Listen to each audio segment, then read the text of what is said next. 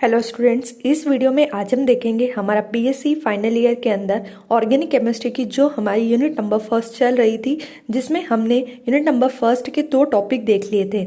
I hope आप लोगों को क्लियर हो गए होंगे। आज का हमारा टॉपिक है परिरक्षण एवं अपरिरक्षण प्रभाव क्या होता है। तो इम्पॉर्टेंट टॉपिक है, फटाफट से स्टार्ट कर लेते हैं। लिखा है, जब हम किसी अणु को चुंबकीय क्षेत्र में रखते हैं तो इसके घूमते हुए इलेक्ट्रॉन चुंबकीय क्षेत्र उत्पन्न करते हैं, जिसे प्रेरित चुंबकीय क्षेत्र कहते हैं।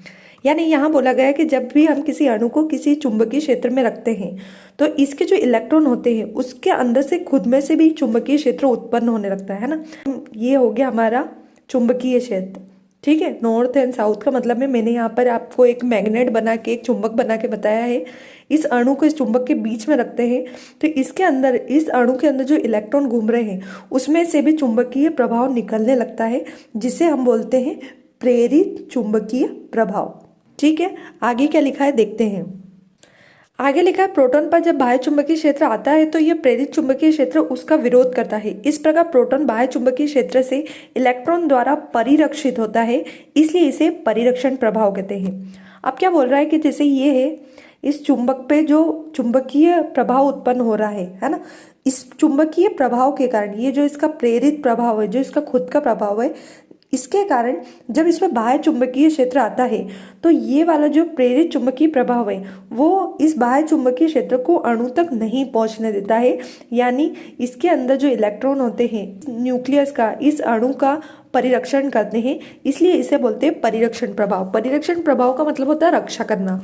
देखो, इसे हम एक डायग्राम समझते हैं। ये हमारा अणु है, इस अणु के अंदर जो सिग्मा इलेक्ट्रॉन है ना, ये हमारे सिग्मा इलेक्ट्रॉन है। जब ये सिग्मा इलेक्ट्रॉन अणु के दोनों तरफ, चारों तरफ घूमते हैं तो इसी के कारण एक प्रभाव उत्पन्न होता है जो कि हरे कलर से बताया हुआ है, जिसे हम बोलते हैं प्रेरित चुंबकीय क्षेत्र।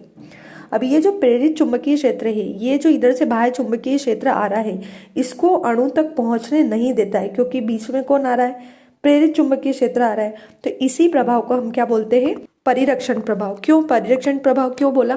क्योंकि इस स्थिति में अगर हमें एनएमआर सिग्नल देना है तो हमें क्या करना पड़ता है? हमें क्या करना पड़ेगा? इस बाह्य चुंबकीय क्षेत्र का प्रभाव बढ़ाना पड़ेगा, क्योंकि कम प्रभाव के कारण जब बाह्य चुंबकीय क्षेत्र कम होगा और इधर प्रेरित चुंबकीय क्षेत्र बीच में आ रहा होगा तो ये बाह्य चुंबकीय क्षेत्र अंदर तक प्रभाव नहीं डाल पाता है। इसलिए हमें पीएमआर सिग्नल प्राप्त करने के लिए बाह्य चुंबकीय क्षेत्र को बढ़ाना पड़ता है, और हमें जो सिग्नल मिलते हैं वो अप फील्ड में यानी ऊपरी क्षेत्र में मिलते हैं। देखो, ये लिखा है, इस स्थिति में पीएमआर सिग्नल प्राप्त करने के लिए प्रोटॉन को प्रबल चुंबकीय क्षेत्र की आवश्यकता होती है। यदि इलेक्ट्रॉन के चारों ओर चक्कर लगाने वाले सिग्मा इलेक्ट्रॉन युग्म का घनत्व कम हो जाता है तो ऐसी स्थिति में परिरक्षण प्रभाव नहीं होता है। अतः प्रोटॉन निम्न चुंबकीय क्षेत्र में भी ऊर्जा का अवशोषण करके पीएमआर सिग्नल देते हैं। इसे अपरिक्षण प्रभाव बोलते हैं। अब इसे अपरिक्षण को समझो, डायग्राम से मैं आपको बताती हूँ। देखो, अब क्या हो गया, अगर हमारे पास ये जो सिग्मा इलेक्ट्रॉन है जिसके कारण ये प्रेरित चुंबकीय क्षेत्र लग रहा था, ये कम हो जाए, ये कम होंगे तो ये प्रेरित चुंबकीय क्षेत्र भी क्या होगा? कम होने लग जाएगा। मान लिया ये आगे कि प्रेरित चुंबकीय क्षेत्र को मैंने हटा दिया। अब क्या होगा? अब अगर आप बाह्य चुंबकीय क्षेत्र लगाओगे तो ये आसानी से अणु तक पहुंच जाएगा और हमें बहुत ज्यादा बाह्य चुंबकीय क्षेत्र नहीं देना पड़ेगा। कम चुंबकीय क्षेत्र में ही काम हो जाएगा, क्योंकि हमारा जो परिरक्षण प्रभाव है, यहाँ पर जो ये इलेक्ट्रॉन के कारण परिरक्षण प्रभाव था, ये खत्म हो जाता है। इसे ही बोलते हैं हम अपरिरक्षण प्रभाव। ठीक है, यानी सिग्मा इलेक्ट्रॉन के कम होने के कारण प्रेरित चुंबकीय क्षेत्र कम होता है और बाह्य चुंबकीय क्षेत्र अपना काम ज्यादा कर पाते हैं। इसे ही हम बोलते हैं अपरिरक्षण प्रभाव। और इस स्थिति में पीएमआर सिग्नल हमें डाउन क्षेत्र में यानी निम्न क्षेत्र में ही मिल जाएंगे, हमें उसे उच्च बाह्य चुंबकीय क्षेत्र नहीं देना पड़ेगा।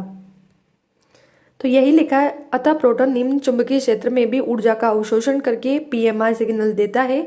इसे अपरिरक्षण प्रभाव कहते हैं। यानी निम्न चुंबकीय क्षेत्र में ही हमें सिग्नल मिलने लगेंगे।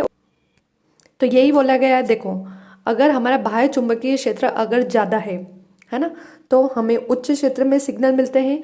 यदि हमारा बाह्य चुंबकीय क्षेत्र कम है तो हमें निम्न क्षेत्र में ही सिग्नल मिलने लगेंगे। यानी ये होता है परिरक्षण प्रभाव, जब हमें सिग्नल उच्च क्षेत्र मिलते हैं। ये होता है हमारा अपरिरक्षण प्रभाव, जिसमें हमें निम्न क्षेत्र में पीएमआर सिग्नल मिलते हैं। तो ये था हमारा परिरक्षण एवं अपरीक्षण प्रभाव। आई होप आप लोगों के टॉपिक अच्छे से क्लियर हो गया होगा। इंपॉर्टेंट टॉपिक है तो आप इसे अच्छे से रेडी कर लेना। इसी तरह से हम आपके लिए वीडियो लाते रहेंगे। तो वीडियो पसंद आया तो लाइक करें, सब्सक्राइब करें, शेयर करना ना भूलें ताकि आने वाली वीडियो आपको समय पर मिल सके। Thank you.